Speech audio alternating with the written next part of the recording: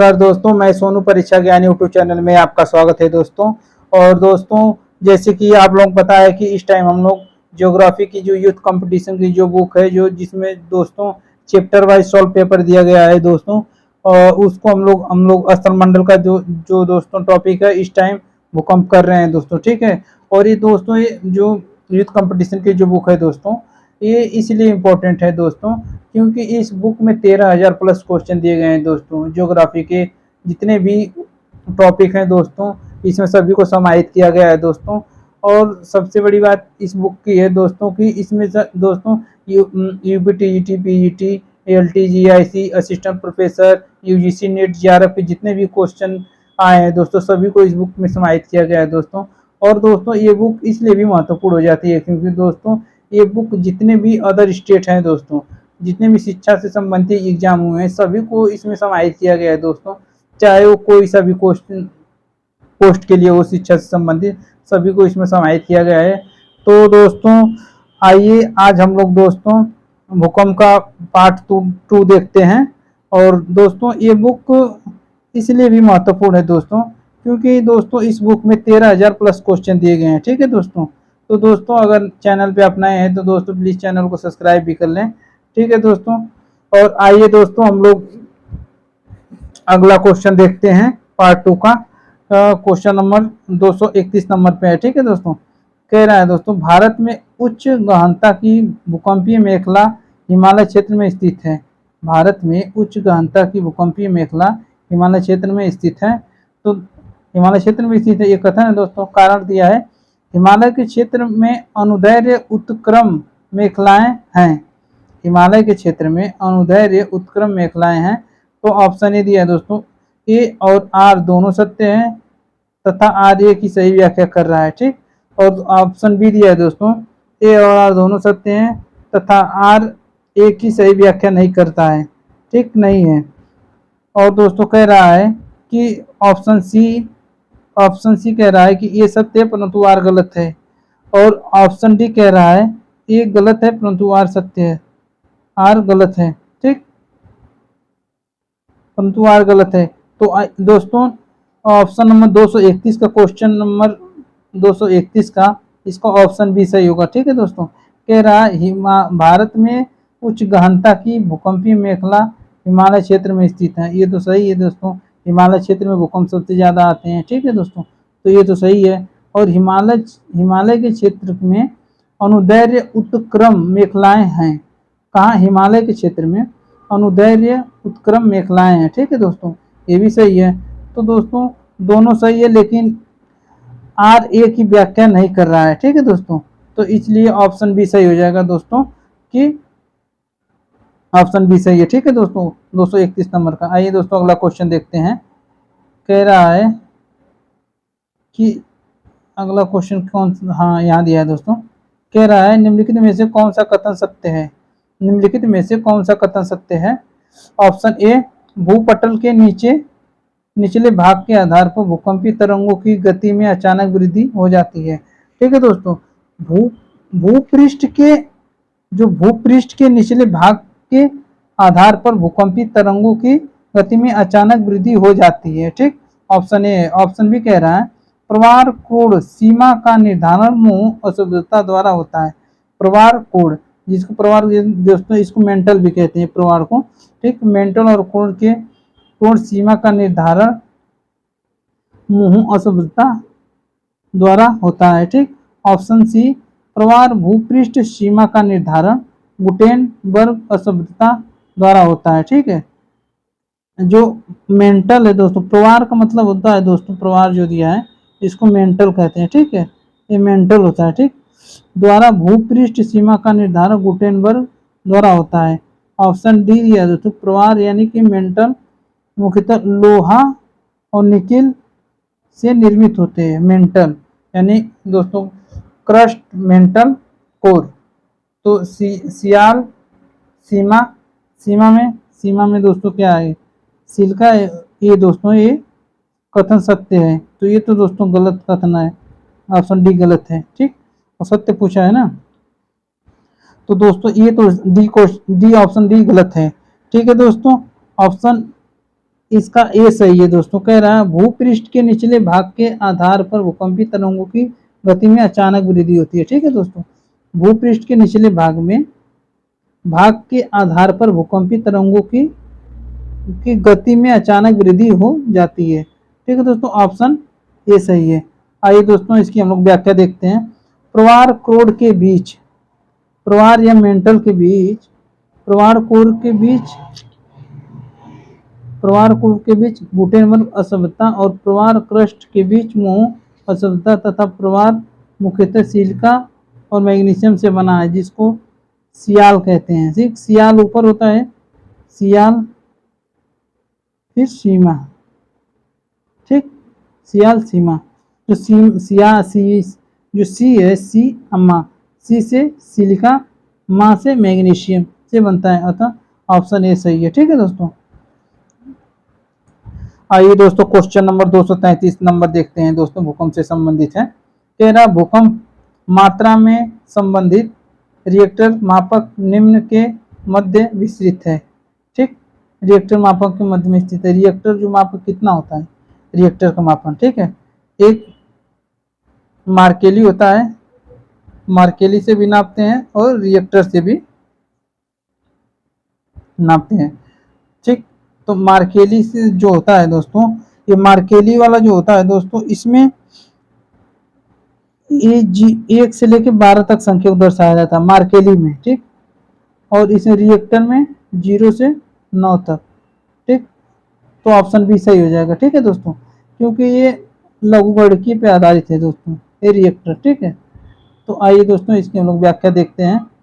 अभी व्याख्या से सभी स्पष्ट हो जाएगा। रिएक्टर मापक का विकास वर्ष 1935 में अमेरिकी भूवैज्ञानिक चार्ल्स रिएक्टर द्वारा किया गया। कब? 1935 में रिएक्टर पैमाने का विकास वर्ष। ठीक, इसमें 0 से 9 तक संख्याएं होती हैं। रिएक्टर में 0 से 9 तक होती है। इसमें हर आगे वाली अपने पिछले वाली संख्या के 10 गुना भूकंपीय परिणाम को प्रस्तुत करता है। आगे वाली संख्या पिछले वाली संख्या के 10 गुना प्रमाणित है। मार्केली पैमाने पर भूकंपीय तीव्रता का मापन 0 से 12 अंकों तक द्वारा दर्शाया जाता है। ठीक, मार्केली जैसे मार्केली है दोस्तों 0 से 12 और 0 से 9, 9 से रिएक्टर।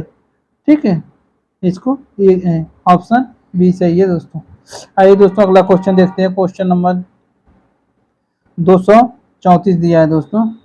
कह रहा है भूकंप से संबंधित है दोस्तों। कह रहा है भूकंप की उत्पत्ति पृथ्वी की प्रॉपर्टी में आकस्मिक संचलन से होती है। भूकंप की उत्पत्ति पृथ्वी की प्रॉपर्टी में आकस्मिक संचलन से होती है, ये तो सही है। पृथ्वी के धरातल में एकत्र जलवाष्प प्रॉपर्टी तोड़कर बाहर आता है। ठीक है, ये भी सही है, दोनों सही है देखा जाए तो, कि अंदर से ही तोड़कर तो बाहर जलवाष्प निकलता है। ठीक है, और तो इसका ऑप्शन ए दिया है, ए तथा आर दोनों सही है तथा आर ए की व्याख्या करता है। ठीक, और आर ए तथा आर दोनों सही है, परंतु आर ए की सही व्याख्या नहीं करता है। ये सही है, आर असत्य है, ये असत्य और आर सही है। तो ऑप्शन नंबर बी सही हो जाएगा दोस्तों इसकी, कि ए तथा आर दोनों सत्य है, परंतु आर ए की सही व्याख्या नहीं कर रहा है।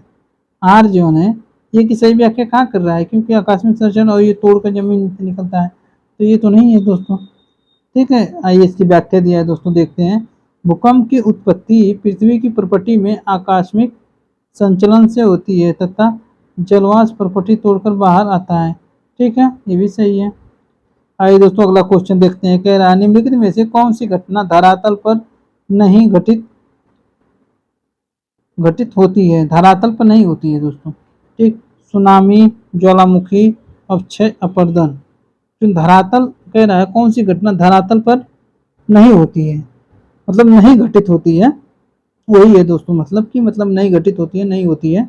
ज्वालामुखी, अक्षय अपरदन, सुनामी। ठीक है दोस्तों, इसका दोस्तों ऑप्शन नंबर डी सही है, सुनामी। इसलिए दोस्तों क्योंकि ये कह रहा धरातल पे, तो सुनामी तो दोस्तों ये समुद्र के ऊपर ही आती है ना, जो लहर के रूप में होती है। ठीक, तो ये सही हो जाएगा। ठीक है दोस्तों, ऑप्शन नंबर डी सही है। ठीक, सुनामी सही है, ऑप्शन नंबर डी। कह रहा है भूकंप के कारण महासागरीय भागों में उठने वाली भयंकर लहरों को सुनामी तरंग कहते हैं। भूकंप के कारण, ठीक है, जो भूकंप के कारण होता है, भागों में उठने वाली, महासागरीय भागों में उठने वाली भयंकर लहरों को सुनामी कहते हैं। ठीक, यह नाम जापान तथा समीपवर्ती क्षेत्रों में प्रचलन में आया। ज्वालामुखी, अपक्षय, अपरदन, ये क्रियाएं धरातलीय क्रियाएं हैं। ज्वालामुखी भी, अपक्षय, अपरदन, ये सब ठीक है, लेकिन ये सुनामी है, ये धरातलीय नहीं है। ठीक है दोस्तों, निम्नलिखित में से कौन सी भूकंपीय तरंग, निम्नलिखित में से कौन सी भूकंपीय तरंग पृथ्वी के कोण या भाग में से गुजरती है? ठीक है, एक ही तरंग हो सकती है, वो भी पी, क्योंकि ये तीनों माध्यमों में चल सकती है। यस तो केवल ठोस में चलती है दोस्तों, ठीक है, ये ठोस में चलती है, यस तथा यल, पी तथा यस। ठीक, ये होगा नहीं तो ये सही होगा दोस्तों। क्वेश्चन नंबर 336 का ये। आइए दोस्तों इसकी हम लोग व्याख्या देखते हैं।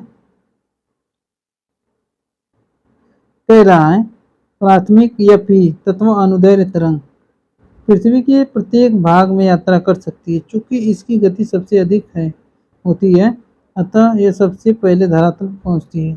ठीक, आइए दोस्तों अगला क्वेश्चन देखते हैं। क्वेश्चन नंबर दिया है प्राथमिक भूकंपीय तरंगों की गति होती है कितनी? जो प्राथमिक होती है कितनी होती है? 20 से 40, ये तो होगा नहीं। 8 से 14, यही सही है दोस्तों, 8 से 14। ठीक है, आइए दोस्तों अगला क्वेश्चन देखते हैं, इसकी व्याख्या देख लेते हैं दोस्तों। ठीक, प्राथमिक भूकंपीय तरंगों की गति 8 से 14 किलोमीटर होती है प्रति सेकंड और सिस्मोग्राफ स्टेशन पर सबसे पहले पहुंचती है। ठीक, विभिन्न घनत्व वाले क्षेत्रों में, कब विभिन्न घनत्व वाले क्षेत्रों में इनकी गति भिन्न भिन्न होती है। ठोस, द्रव, गैस पदार्थों से होकर यात्रा कर सकती है। ठीक, ये तरंगे ध्वनि प्रकार की तरंगे हैं। ठीक, ध्वनि की तरंगों के समान होती है। ठीक है, तो ये ध्वनि तरंगों के समान होती है, तो ये तो पता ही है दोस्तों आप लोगों को। तो आइए दोस्तों अगला क्वेश्चन देखते हैं। कह रहा है क्वेश्चन, अगला क्वेश्चन देखते हैं दोस्तों। क्वेश्चन नंबर 138 कह रहा है भूकंप के उद्गम केंद्र जिसे छाया क्षेत्र कहते हैं, छाया क्षेत्र कहते हैं, जिसे शैडो जोन कहते हैं, में कौन सी भूकंपीय तरंग पहुंच जाती हैं? तो ये दोस्तों पृष्ठीय ही तरंगे होगी ना, पी तरंगे ही सभी माध्यमों में है, चलती है, तो पी ही पहुंचेगी। ठीक, जो ये छाया क्षेत्र होता है दोस्तों, ये 103 से लेके 143 तक होता है, यानी कि 40 का डिफरेंट आता है। ठीक है दोस्तों, तो इसी में छाया क्षेत्र पाया जाता है। आइए दोस्तों अगला क्वेश्चन देखते हैं, कुछ की व्याख्या देख लेते हैं दोस्तों 138 की। कह रहा है भूकंप लेखी यंत्र पर दूरस्थ स्थानों से आने वाली, भूकंप लेखी यंत्र पर दूरस्थ स्थानों से आने वाली भूकंपीय तरंगे अधोलेखित होती हैं। ठीक, यद्यपि कुछ ऐसे क्षेत्र भी है जहां है कोई भी भूकंपीय तरंग अभिलेखित नहीं होती, ऐसे क्षेत्रों को भूकंपीय छाया क्षेत्र कहते हैं। भूकंपीय अधिकेंद्र से भूकंपीय अधिकेंद्र से 105 से 145 के बीच का क्षेत्र दोनों प्रकार की तरंगों को छाया क्षेत्र है। ठीक, दोनों प्रकार के, इसमें पी तरंगे पहुंच जाती हैं, लेकिन यह तरंगे तरल के कारण लुप्त हो जाती हैं। ठीक, ये तो ठोस में चलेगी, अगर ठोस में इसको जितना चलाना है इसको चला लो, लेकिन ये और में गैस में, न द्रव में ये चल ही नहीं पाएगी। ठीक है, तो आइए दोस्तों अगला क्वेश्चन देखते हैं। क्वेश्चन नंबर 139 कह रहा है निम्नलिखित में से कौन सी मेखला भूकंप एवं ज्वालामुखी के साथ साथ विकिरण से संबंधित नहीं है? कौन ऐसी मेखला है जो भूकंप एवं ज्वालामुखी के साथ साथ विकिरण से संबंधित नहीं है? परिप्रशांत मेखला ये तो हो। ठीक है दोस्तों, ये तो है ही ना, परिप्रशांत महासागरीय मेखला, पूर्वी अफ्रीका मेखला, मध्य महाद्वीपीय मेखला, मध्य अटलांटिक मेखला। तो दोस्तों कौन संबंधित नहीं है? तो पूर्वी अफ्रीकी मेखला, क्योंकि ये पूर्वी अफ्रीकी ये भ्रंश है। ठीक है दोस्तों, तो ये मध्य महाद्वीपीय मेखला, इसमें भी भूकंप और सुनामी आते ही आते हैं, भूकंप और ज्वालामुखी इसमें भी है ये, लेकिन ये पूर्वी अफ्रीका मेखला नहीं है। ठीक है दोस्तों, तो ऑप्शन नंबर बी सही है। आइए दोस्तों इसकी हम लोग व्याख्या देखते हैं। कह रहा है व्याख्या में दोस्तों कि पूर्वी अफ्रीकी मेखला भूकंप एवं ज्वालामुखी के वितरण से संबंधित नहीं है, जबकि तीनों मेखलाओं में भूकंप और ज्वालामुखी वितरण पाया जाता है। इसमें सबसे ज़्यादा भूकंप और ज्वालामुखी परिप्रशांत मेखला में आते हैं। इसमें सबसे ज़्यादा भूकंप परिप्रशांत मेखला में आते हैं। ठीक है दोस्तों, आइए दोस्तों अगला क्वेश्चन देखते हैं। क्वेश्चन नंबर 240 दिया है। ठीक, सर्वाधिक भूकंप पृथ्वी के किस भाग में आते हैं?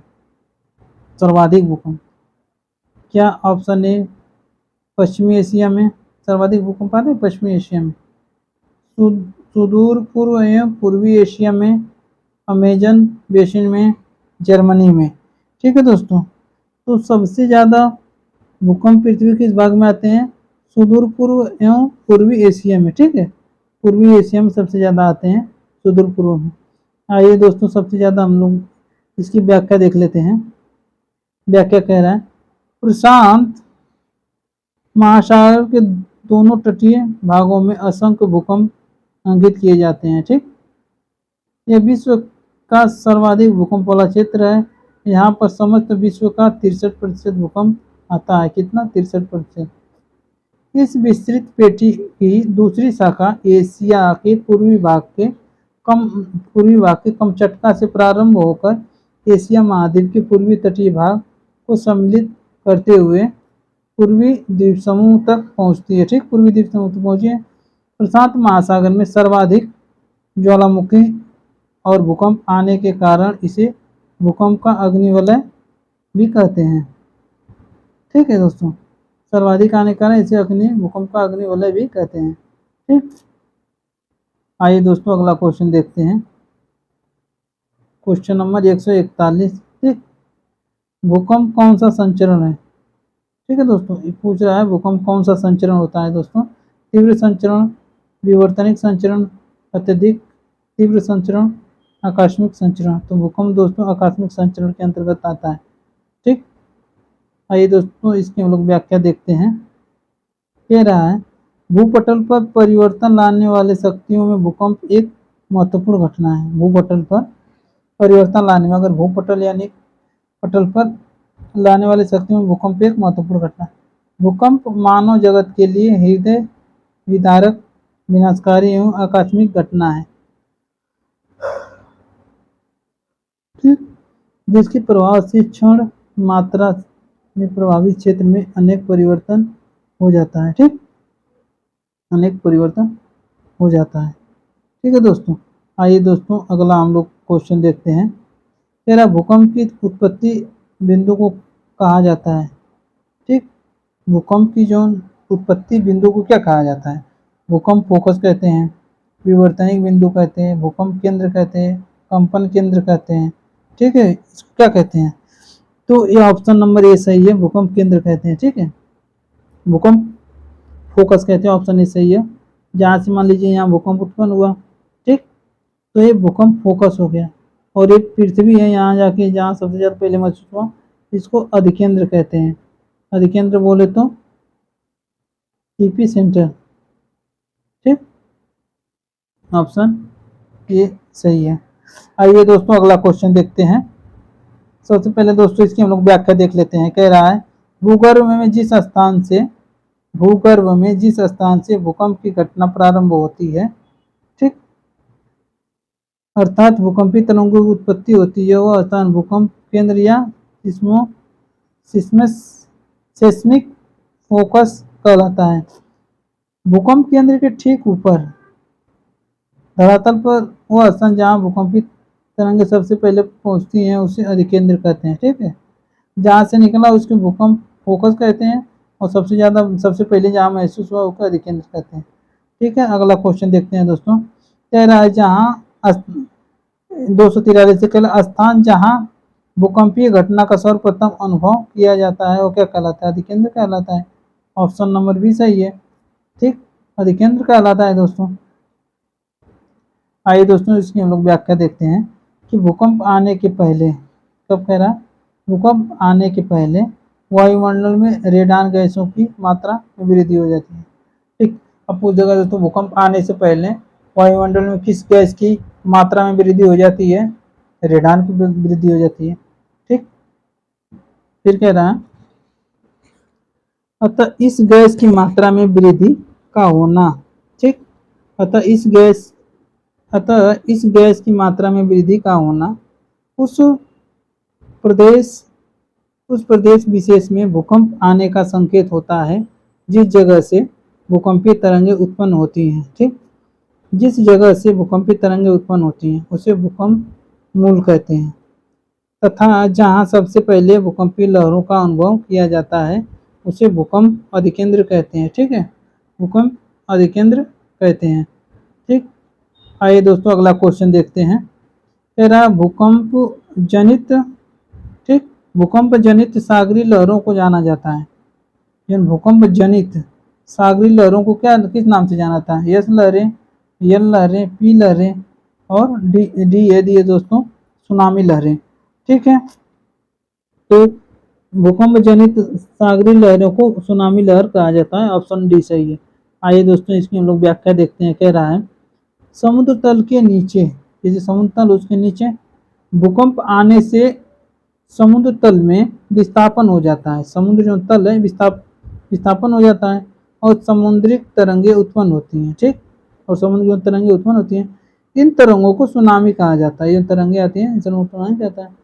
जैसे जैसे सुनामी कम गहराई वाले समुद्री क्षेत्र में प्रवेश करती है उसका आयाम बढ़ता जाता है, उसका आयाम भी बढ़ता जाता है। ठीक है, तो आइए दोस्तों अगला क्वेश्चन देखते हैं। कह रहा है परिप्रशांत महासागरीय पेटी वितरण से संबंधित है। परिप्रशांत महासागरीय पेटी वितरण से संबंधित है।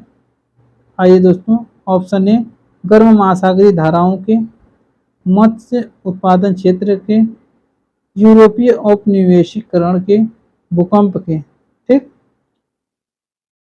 परिप्रशांत महासागरीय पेटी वितरण से संबंधित है। ठीक, वितरण से संबंधित है। तो दोस्तों परिप्रशांत महासागरीय पेटी है दोस्तों, ये दोस्तों किससे संबंधित है ये आप हमको बताना है। ठीक है, तो जैसे गर्म महासागरीय धाराओं के, तो ये परिप्रशांत महासागरीय जो पेटी है जो चारों तरफ है प्रशांत महासागरीय, वो गर्म महासागरीय धाराओं के, ये तो इससे संबंधित है नहीं। मत्स्य उत्पादन क्षेत्र से नहीं दोस्तों, मत्स्य उत्पादन क्षेत्र वहाँ बनता है जैसे डागर बैंक। ठीक है दोस्तों, डागर बैंक है वहाँ दोस्तों बनता है, क्योंकि दोस्तों गर्म धारा और ठंडी धारा जब मिलती हैं तो वहाँ पे दोस्तों कोहरा सा एकदम पूरा घना सा छाया रहता है। इस कारण दोस्तों यहाँ पे मछलियों का उत्पादन बहुत ज़्यादा बढ़ जाता है, तो ये भी नहीं सही है। अब यूरोपीय उपनिवेशीकरण के, ये भी नहीं सही है, इससे तो कोई मतलब नहीं है। अब इससे बस एक ही है कि भूकंप या और भूकंप के, तो ये भूकंप कह सकते हो या ज्वालामुखी भी कह सकते हो, दोनों आते हैं। ठीक है, आइए दोस्तों अगला क्वेश्चन देखते हैं। दोस्तों इसकी व्याख्या देख लेते हैं। ठीक, व्याख्या कह रहा है परिप्रशांत महासागरीय पेटी भूकंप के वितरण से संबंधित है। यहाँ पर विश्व के 63% भूकंप आते हैं। कितना? 63%। परिप्रशांत में अगर पूछ देगा तो 63% आते हैं। ठीक है, भूगर्भ शास्त्र की एक विशेष शाखा जिसमें भूकंपों का अध्ययन किया जाता है जो सिस्मोलॉजी कहलाता है। जिसमें भूकंप का अध्ययन किया जाता है उसमें उसको सिस्मोलॉजी कहा जाता है। भूकंप की तीव्रता का मापन रिएक्टर पैमाने पर किया जाता है। भूकंप की तीव्रता का मापन किया जाता है उसमें रिएक्टर पैमाने पर किया जाता है। अब रिएक्टर जो पैमाना है दोस्तों, अभी आप लोग पढ़े हैं, इसकी गणना कितने अंक से की जाती है? 0 से 9 तक। आप मार्क के लिए कि 0 से 12 तक। ठीक, इसको दोस्तों याद रख लीजिएगा आप लोग। ठीक है, आइए दोस्तों अगला क्वेश्चन देखते हैं। कह रहा है निम्नलिखित में से सर्वाधिक भूकंप किस क्षेत्र में आते हैं? तो सर्वाधिक भूकंप दोस्तों परिप्रशांत सागरीय पेटी में आते हैं। ठीक, परिप्रशांत सागरीय पेटी में आते हैं। आइए दोस्तों अगला क्वेश्चन देखते हैं। कह रहा है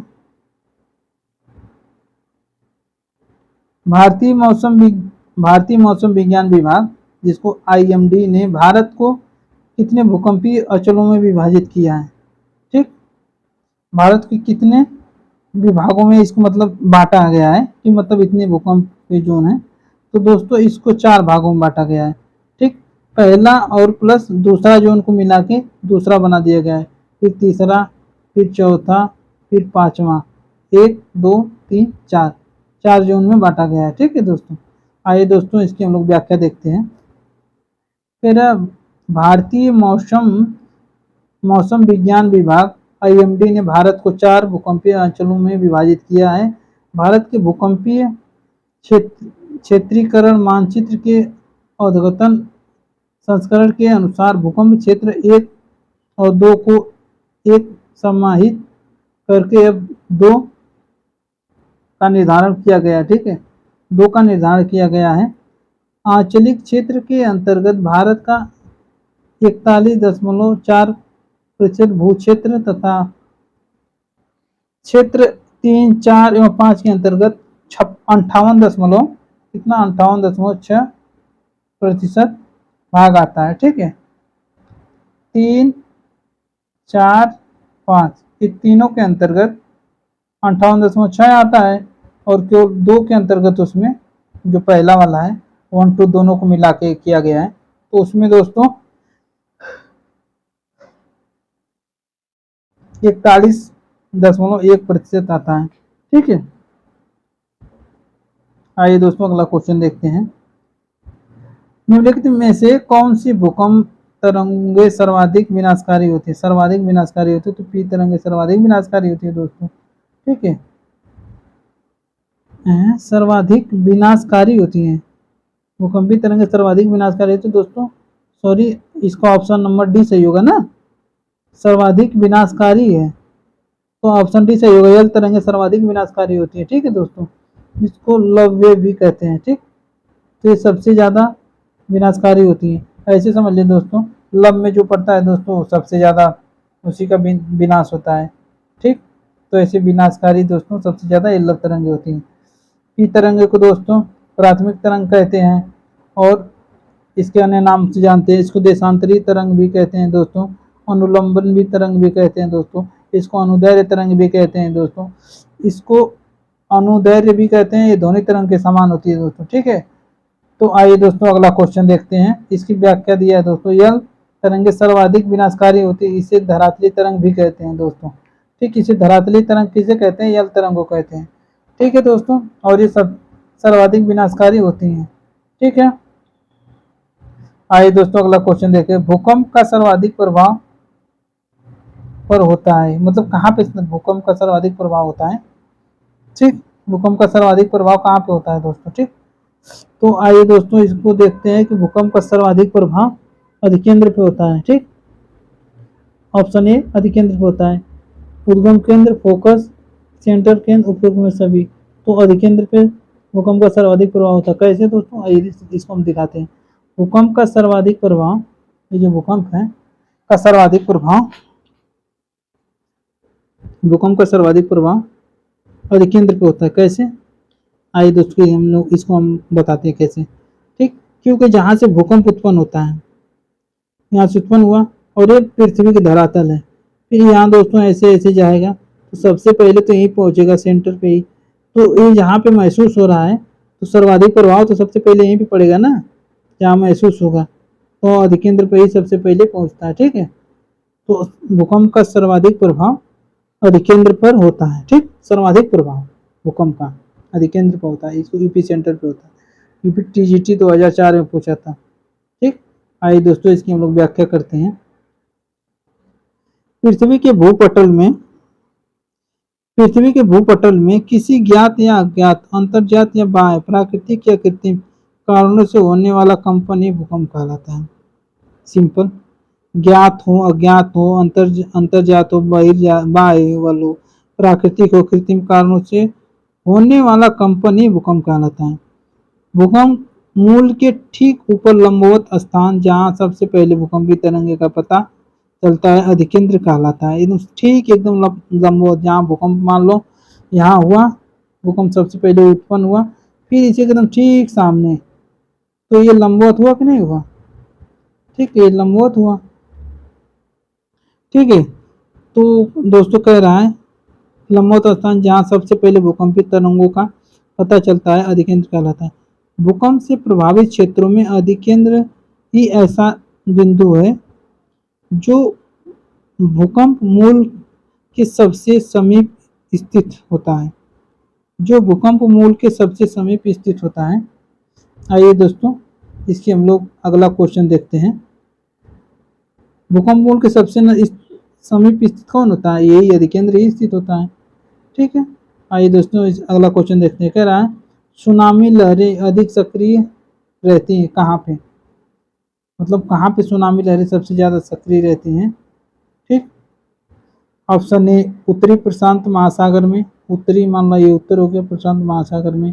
ठीक है, पूर्वी प्रशांत महासागर में, पूर्वी प्रशांत महासागर में, दक्षिणी प्रशांत महासागर ये दक्षिणी प्रशांत महासागर हो गए, पश्चिमी प्रशांत महासागर ये पश्चिमी प्रशांत महासागर हो गए। तो सुनामी लहरें अधिक सक्रिय कहाँ रहती हैं? तो पश्चिमी प्रशांत महासागर में सर्वाधिक सुनामी लहरें अधिक सक्रिय रहती हैं। ठीक है, आइए दोस्तों अगला इसकी व्याख्या देखते हैं हम लोग। क्वेश्चन नंबर 150 की कह रहा भूकंप के प्रभाव से सागरी भागों में उत्पन्न होने वाली काफी ऊंची तथा तीव्र गति वाली लहरों को सुनामी कहा जाता है। सुनामी आमतौर पर प्रशांत महासागरीय तट पर, जिसमें अलास्का, जापान, फिलीपीन, दक्षिण पूर्व एशिया के दूसरे द्वीप, इंडोनेशिया और मलेशिया तथा हिंद महासागर में, म्यांमार, श्रीलंका और भारत के तटीय भागों में होती है। तटीय भाग में होती है। ठीक है दोस्तों, आइए दोस्तों अगला क्वेश्चन देखते हैं। क्वेश्चन नंबर 251 भूकंप की प्रबलता मापी जाती है किससे? भूकंप की प्रबलता या तीव्रता किससे मापी जाती है? तो रिएक्टर पैमाने से। ठीक, रिएक्टर पैमाने से मापी जाती है, ऑप्शन नंबर डी। रिएक्टर पैमाना कितने अंक से? 0 से 9 अंक तक चलता है। ठीक है, आइए दोस्तों अगला क्वेश्चन देखते हैं। भूकंप की तीव्रता रिएक्टर मापनी द्वारा मापी जाती है। भूकंप भूपृष्ठ का विविध उग्रता वाला वह कंपन है जिसके उद्भव से पृथ्वी के अंतर्गत बलों का योगदान है। रिएक्टर मापक पर भूकंप की तीव्रता 9 तक होती है। एनीमोमीटर द्वारा वायु का वेग मापा जाता है। ठीक, एनीमोमीटर जो होता है दोस्तों, एनीमोमीटर है जो, इससे वायु का वेग मापा जाता है। ठीक है, आइए दोस्तों अगला क्वेश्चन देखते हैं। कह रहा निम्नलिखित में से किसे रिएक्टर मापनी पर मापा जाता है? भूकंप की तीव्रता को मापा जाता है। सिंपल, इसको तो सभी को पता है दोस्तों। आइए दोस्तों अगला क्वेश्चन देखते हैं, इसकी व्याख्या देख लेते हैं। कह रहा है कि रिएक्टर स्केल पर जो होता है, रिएक्टर स्केल का प्रयोग भूकंप की तीव्रता को मापने के लिए किया जाता है। इसका विकास सन 1935 में अमेरिकी भूवैज्ञानिक चार्ल्स फ्रांसिस रिएक्टर द्वारा किया गया। इसमें 1 से 9 तक की संख्याएं होती हैं। इसमें हर आगे की संख्या जो होती है, हर आगे वाली संख्या अपने पीछे वाली संख्या के 10 गुना भूकंपीय परिणाम को प्रस्तुत करती है। इसके अतिरिक्त मार्केली पैमाना का प्रयोग भी भूकंप मापन के लिए किया जाता है। ठीक है, भूकंप मापन के लिए किया जाता है। अगला क्वेश्चन दोस्तों देखते हैं। निम्नांकित नगरों को संभावित भूकंपीय तीव्रता के आधार पर आरोही क्रम में व्यवस्थित कीजिए तथा प्रदत्त कूट से सही उत्तर का चयन कीजिए। ठीक, कह रहा है नगरों को संभावित भूकंपीय तीव्रता के आधार पर आरोही क्रम यानी बढ़ते क्रम में, सबसे कम फिर उससे ज्यादा। सबसे कम कौन है? दिल्ली, चेन्नई, लखनऊ, हैदराबाद। तो सबसे कम भूकंप तो अगर देखा जाए तो चेन्नई है। ठीक, चेन्नई ही तो होगा। ठीक है, सबसे कम चेन्नई है। फिर उसके बाद दोस्तों अगला क्वेश्चन दिया है दोस्तों 253 का जो है आरोही क्रम में इसको लगाना है दोस्तों। इसको दोस्तों आरोही क्रम में लगाना है। आइए दोस्तों इसको हम लोग इसकी कूट देखकर लगाते हैं। ठीक है, यूपीजीटी 2006 में पूछा है दोस्तों। कह रहा है आरोही क्रम में लगाना, बढ़ते क्रम में। तो सबसे कम अभी सबसे कम किस में आता है? सबसे कम चेन्नई में दिखाया जाता है। ठीक है, बी। तो बी तो एक ही में है दोस्तों। ठीक है, बी ऑप्शन एक ही में सही है। ठीक, तो दोस्तों इसका बी, तो ये तो सही होगा नहीं बी। ठीक है दोस्तों, तो इसकी दोस्तों दिल्ली दिया है दोस्तों, जो हिमालय से काफ़ी नज़दीक है, और चेन्नई दिया है। ठीक, तो चेन्नई भी दोस्तों भूकंप तो आता है लेकिन कम आता है। लखनऊ दिया है दोस्तों, हैदराबाद दिया है, हैदराबाद। ठीक, तो दोस्तों आइए दोस्तों देखते हैं, पहले हैदराबाद को रखते हैं सी को। ठीक, तो सी, फिर बी रखते हैं चेन्नई। ठीक है, फिर डी रखते हैं लखनऊ, फिर दिल्ली। तो सबसे ज़्यादा दिल्ली यहीं पे आता है। ठीक है, ऐसे भी दोस्तों लगा सकते हैं कि सबसे ज़्यादा दिल्ली में आता है। ठीक, सबसे ज़्यादा भूकंप दिल्ली में आता है। ठीक है, मान लो सबसे ज़्यादा इसमें, तो ये तो रख सकते हैं लास्ट में ये, तो ये दोनों तो ऐसे ही कट गया। ठीक, अब यहाँ देखते हैं बी में, या चेन्नई को लगा लो या तो हैदराबाद को। तो दोस्तों ऐसे को रिलेट करके ऑप्शन निकाल सकते हैं। ठीक है, तो ऑप्शन ये सही होगा दोस्तों इसकी। ठीक है दोस्तों, आइए दोस्तों इसकी हम लोग व्याख्या देखते हैं। कह रहा है सामान्यतः हिमालय से